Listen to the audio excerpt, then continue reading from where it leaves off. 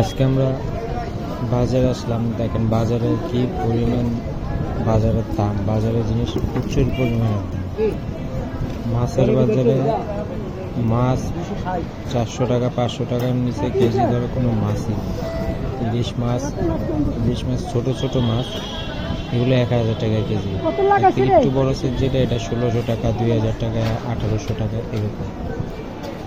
কাঁচা সবজি প্রচুর পরিমাণে দাম। কাঁচা সবজি খেয়ে বাঁচে।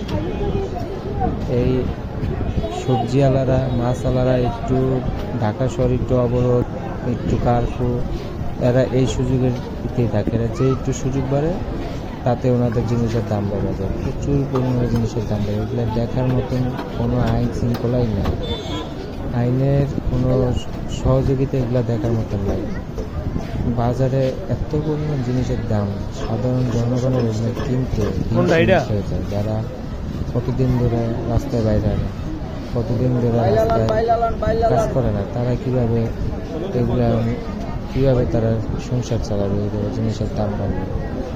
আলু, পেঁয়াজ, রসুন, তেল, প্রতিটা জিনিসের দাম বাড়ে দিচ্ছে। চালটার প্রতিটা জিনিসের দাম বেড়ে গেছে। কোন জিনিসের দামটা বাড়ে না? যেসব জিনিস অ্যাভেলেবেল তাদের কাছে থাকে, তারপরও পরিস্থিতি দেখে তারা মনে করেন জিনিসের দাম বাড়ায় দেয়।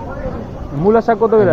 সাধারণ জনগণের উপরে প্রভাব ফেলে, যে প্রভাবের কারণে অনেকে লাল শাক দেখা যায় যারা 3 বেলা খায় তারা 1 বেলা না খেয়ে থাকে।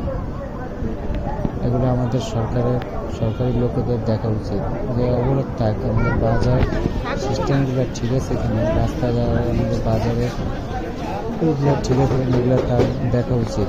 এত প্রশাসন দিয়ে যদি এগুলো তারা খেয়াল না রাখতে পারে, তাহলে আমাদের দেশে মনে হয় না সিন্ডিকেট এগুলো ঠিক হবে। এত পরিমাণ জিনিসের দাম, এত একটু গন্ডগোল, দেশে একটু গন্ডগোল লাগলে জিনিসের দাম বাড়বে, একটু গন্ডগোল লাগলে জিনিসের দাম বাড়বে। কেন গন্ডগোল লাগলে জিনিসের দাম বাড়বে কেন? এটা হলো আমাদের কিছু ব্যবসায়ী আছে, তারা এই সুযোগটা নেয়। তারা এই সুযোগ নিয়ে সংসারের জিনিসের দাম বাড়ায় দেয়, সাধারণ জনগণের পকেট কাটে। তারা এই সুযোগের চিন্তা ভাবনাতে তারা থাকে যে কোন সময় তারা সুযোগ পাবে আর কোন সময় সস্তা পাবে।